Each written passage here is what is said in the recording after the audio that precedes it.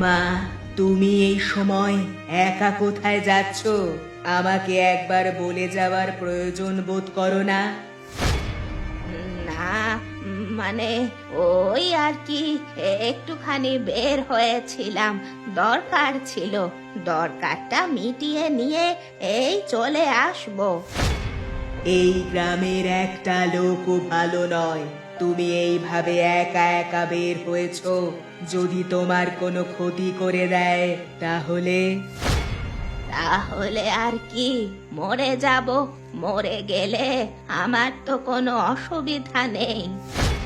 তুমি এরকম কথা বলো না মা। সত্যি করে বলো তুমি কোথায় যাচ্ছিলে, আর তোমার হাতে ওটা কি?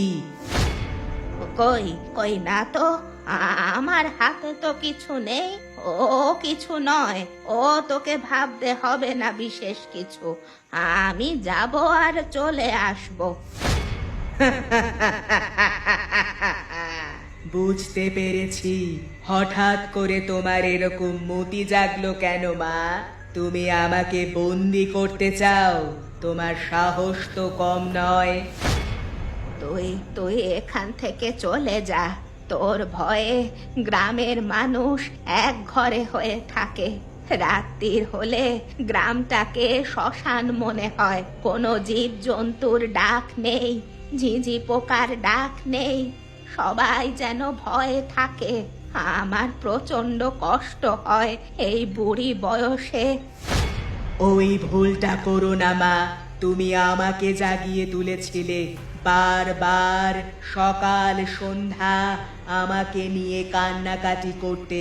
তুমি কি ভুলে গেছো ওই বদমাইশ লোকগুলো আমার ওপর কিভাবে অত্যাচার করে আমাকে মেরে ফেলেছিল?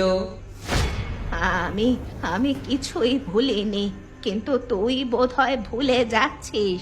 যারা তোর ওপর অত্যাচার করেছিল তাদেরকে তুই একে একে শেষ করে ফেলেছিস। তাহলে আর কেন শুধু শুধু মানুষকে যন্ত্রণা দেওয়া? তোকে আমার মা বলতে ঘেন্না করছে। তোকে আমি সাবধান করে দিলাম, এক্ষুনি বাড়ি যা।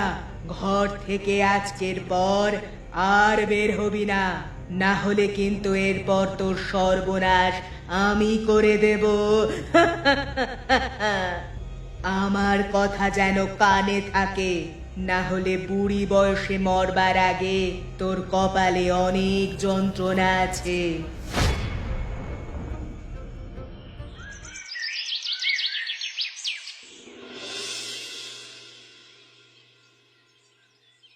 জ্যাঠা গো, কি বলবো তোমাকে জ্যাঠা। কালকে রাতে আমার বউ মাছ ভাজছে, তখন হঠাৎ করে দেখে জানালা দিয়ে একটা কালো হাত আসছে। আমার বউ তো দেখি একেবারে চিৎকার চেঁচামেচি করে উঠলো। আমি সাথে সাথে দৌড়ে গেলাম তার কাছে। নিশ্চয়ই ওই ডাইনির কাজ। ওর কত বড় সাহস দেখ! এখন বাঁশ তলা ছেড়ে লোকের বাড়িতে এসে ভয় দেখাতে শুরু করেছে। সেটা নিয়েই চিন্তায় আছি। এখন যদি আমাদের এরপর ঘাড় মটকিয়ে দেয়, তখন তো আমাদের আর কোনো উপায় থাকবে না। শখের জীবন আমাদের ছেড়ে চলে যেতে হবে।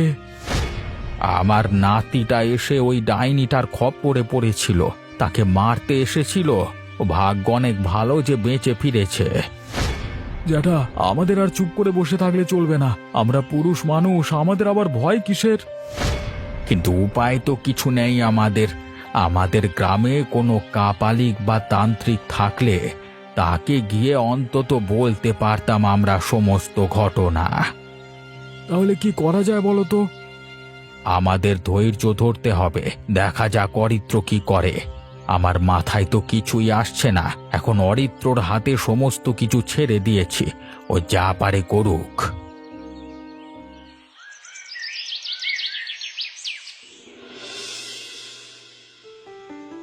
দাদা, আমাদের কি এইভাবে খালি হাতে আসা ঠিক হলো? যদি ওই ডাইনি আমাদেরকে না ছাড়ে তাহলে কি হবে? কিছু তো একটা হবে। হয় আমরা মরবো আজকে, আর না হয় সত্যটা জেনে এখান থেকে যাব। মরার কথা বলো না দাদা, প্রচন্ড ভয় করে। কতদিন থেকে ওই ডাইনিকে আমি এড়িয়ে এড়িয়ে এসেছি নিজেকে বাঁচিয়ে, কিন্তু আজকে যদি ওর হাতে প্রাণ দিতে হয় তাহলে কি হবে? চিন্তা করো না, আমি যখন তোমার সাথে আছি তোমার কিছুই হবে না। মানছি আমার কোনো আধ্যাত্মিক শক্তি নেই, কিন্তু আমি তোমাকে ফেলে রেখে পালিয়ে যাব না।